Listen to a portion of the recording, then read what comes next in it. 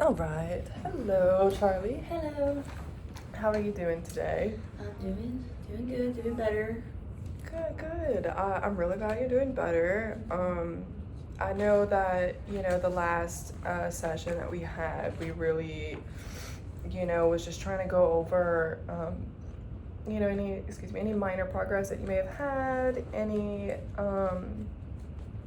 things that we kind of wanted to get about your history and how your life's going lately to try to see, touch base on any, theory we wanted to use. We decided upon cognitive behavioral therapy. I kind of told you like a brief about information on that. And, we went over a little bit regarding your hospitalization, what happened there. And I know that we also went over, prior to that, wanting to see how it would look like with you journaling, continuing your journaling that you were doing prior, but adding some more prompts in there regarding like sending out a letter to Sam and trying to get in touch with Sam, and ask you a little bit about that today. And then we also went over, we did the case conceptualization. We went through that and got some information about, some more in-depth information about your trauma and abuse history, substance abuse, anything of that sort, and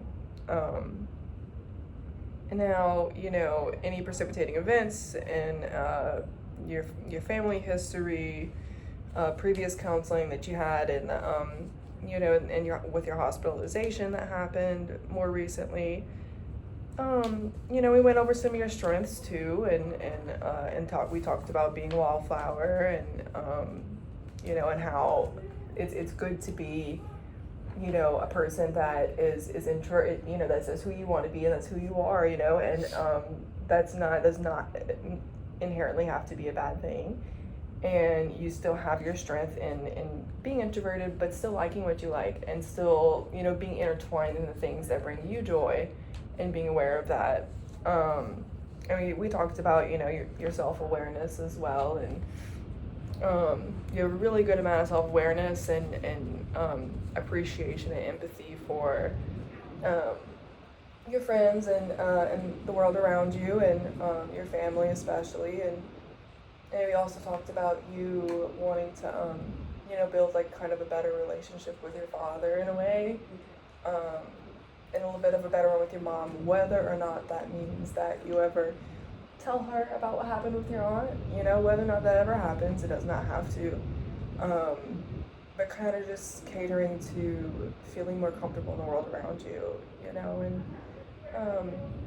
going forward, we're definitely going to eventually get into how we're going to utilize cognitive behavioral therapy to adjust, your day-to-day behaviors in a more structured way soon.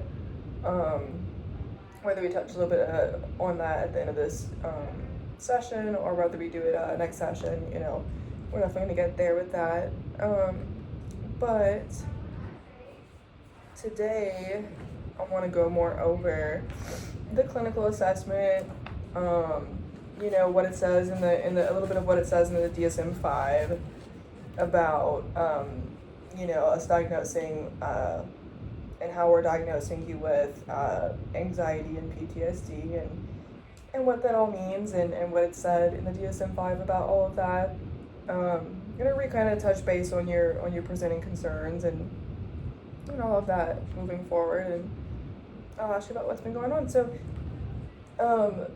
first, I kind of want to know how. I know that we spoke about you writing letters to Sam. Have you ever got a chance to send out those letters to Sam? Have they got any back to you? And if you don't mind, how's that look like for you? So yes, I was able to actually just get one out. Okay.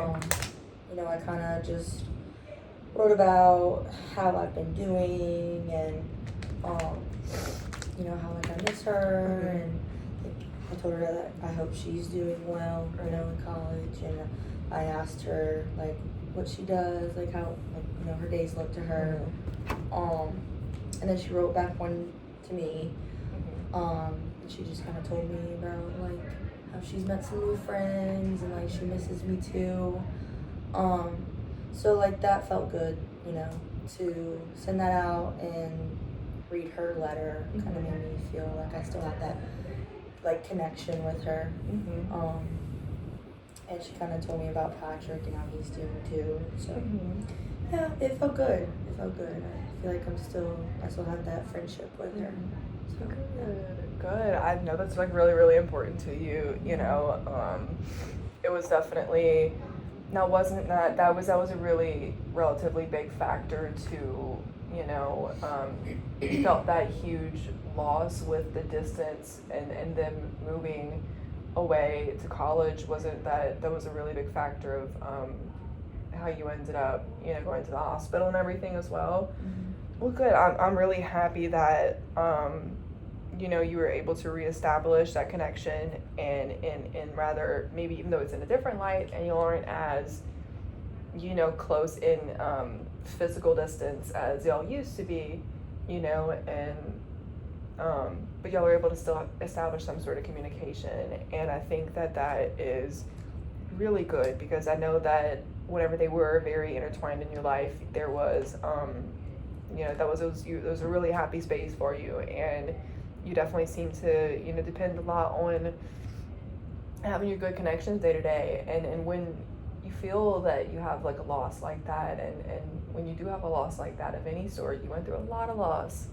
You know, it was a big culmination, whether, you know, from Michael to your aunt to the struggling connection with you and your parents and your peers at school, and then Sam and Patrick. You know, it's, you know, through a lot of loss, and I think, you know, that's kind of where I kind of wanted to take us to maybe kind of going over a little bit more regarding your hospital. Is that the moment where you before you went to the hospital, whenever Sam had left and, you know, your relationship felt faltered, it you know, the night of, can you like kind of, I wanted to come back to that, and today we're going to talk more about that. So how can we touch base again on what that night looked like for you, and how your time was in the hospital a little more in depth, if you don't mind? So just kind of like what Start happened. from the beginning. Yeah. Okay. I remember like in the moment. So I think I was home alone. Yeah. And I don't know, I kind of just like walked in the kitchen. I don't know, for some reason, like something triggered me to just start having those flashbacks that I mentioned to you. And you know, like I had gone through similar moments like that, just never that bad. You know, like at school, how I said. Right.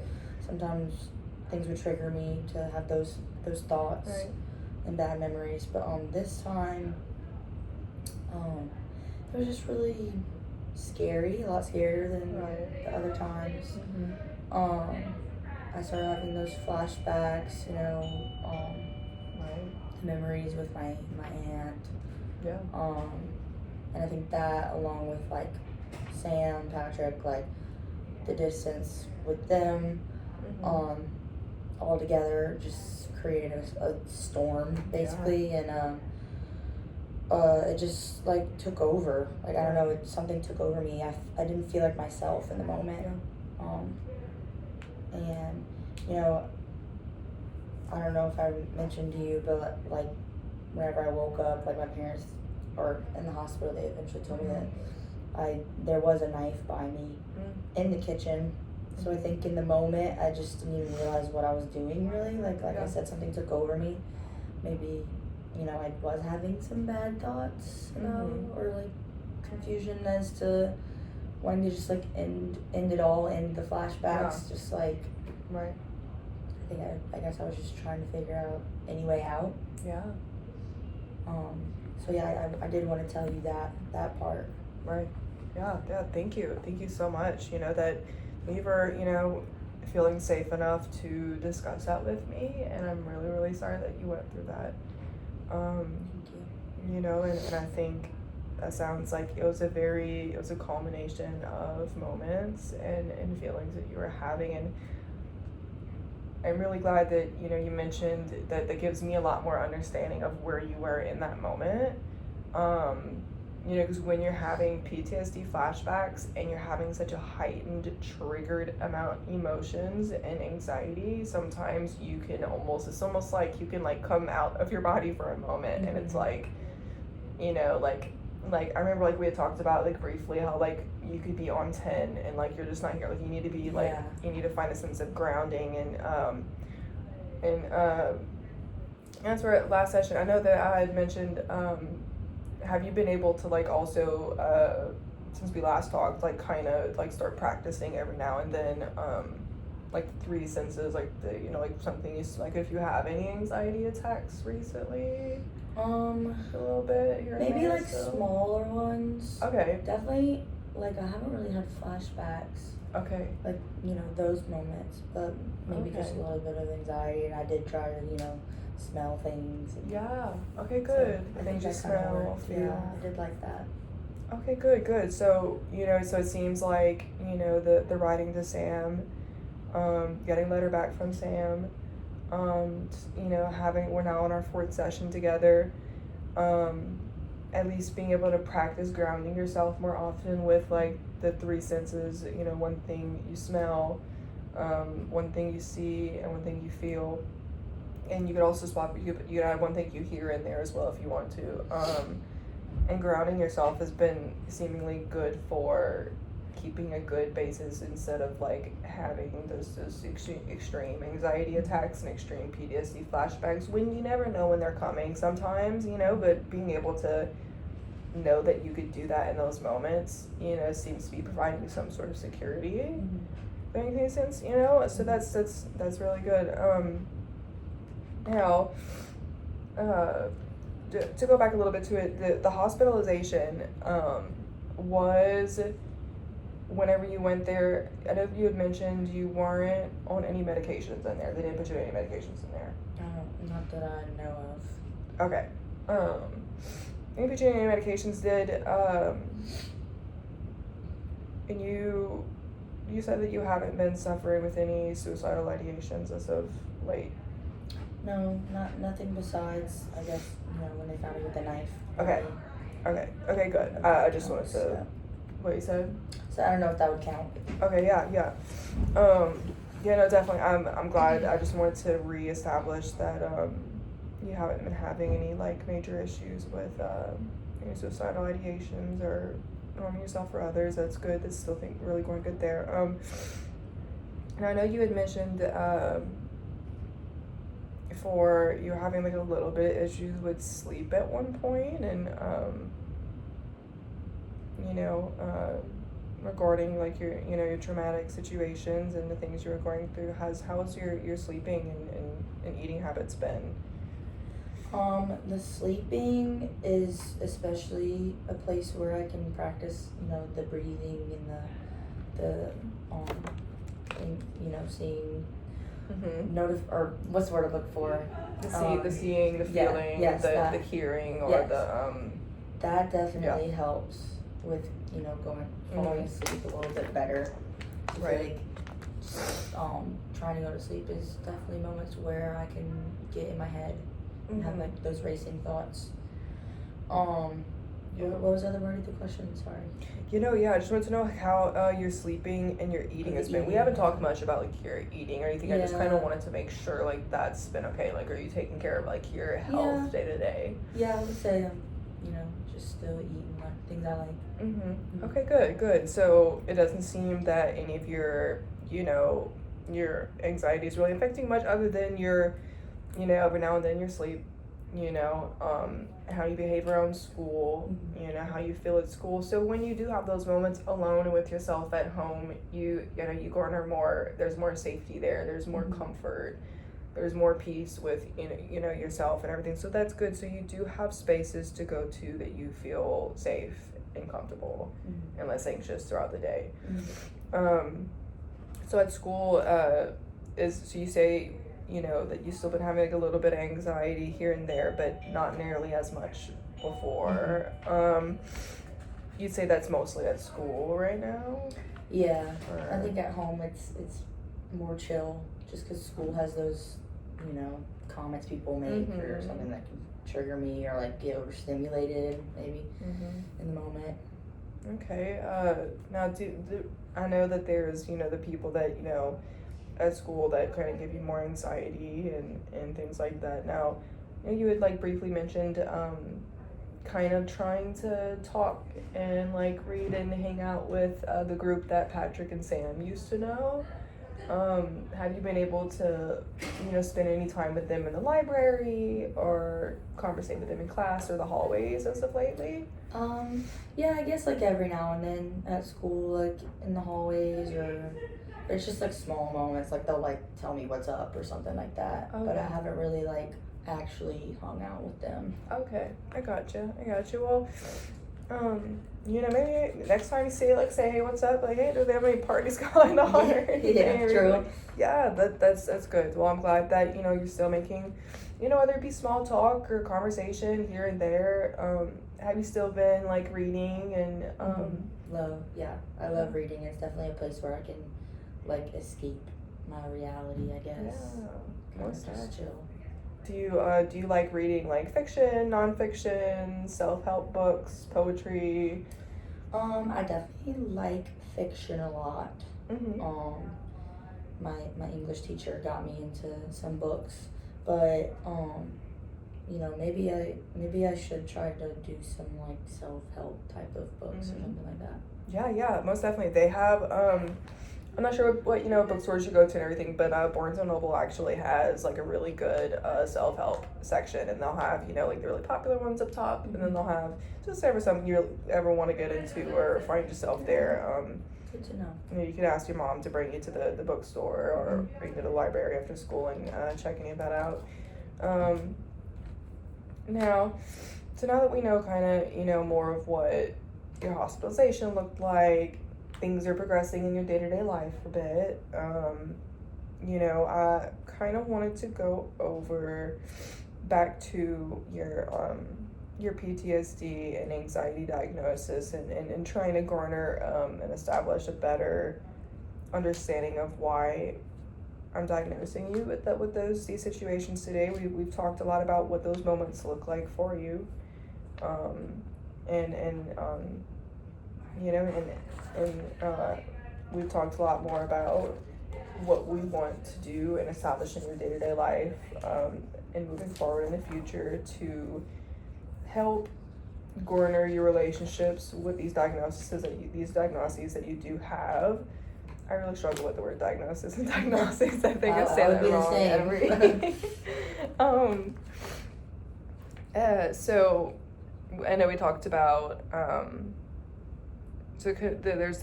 we've went over some, like I think the first page of the clinical assessment that we got cut off with our last 30-minute session. So we went over you know, whether, you know, you're significant others, you know, you have religion, language, immigration status, economic status. You know, 15, you're not working right now. And then we have, you know, your two parents that are in your life, mom and dad. And then there's no one else in the household with you guys. And presenting concerns. I know you're presenting concerns. We discussed, you know, there was some mild depression there that we kind of touched base on a little bit, garnering alongside the anxiety, but not really any like huge bouts of depression, right? There was just like some sadness and anxiety and worry. Loss and grief was a really, really big one. As for suicidal thoughts, none. They're not there right now. As you know, regarding the presenting concerns, alcohol and drug abuse. I know that we talked about whenever Patrick and Sam was around. There was some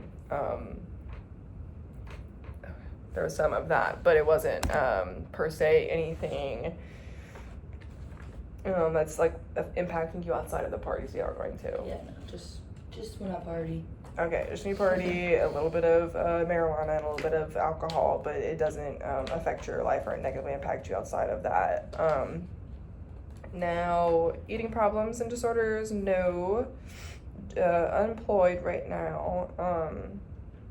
Yep, and I'd say you're not are you seeing anyone right now? Okay, no, we need to talk about that.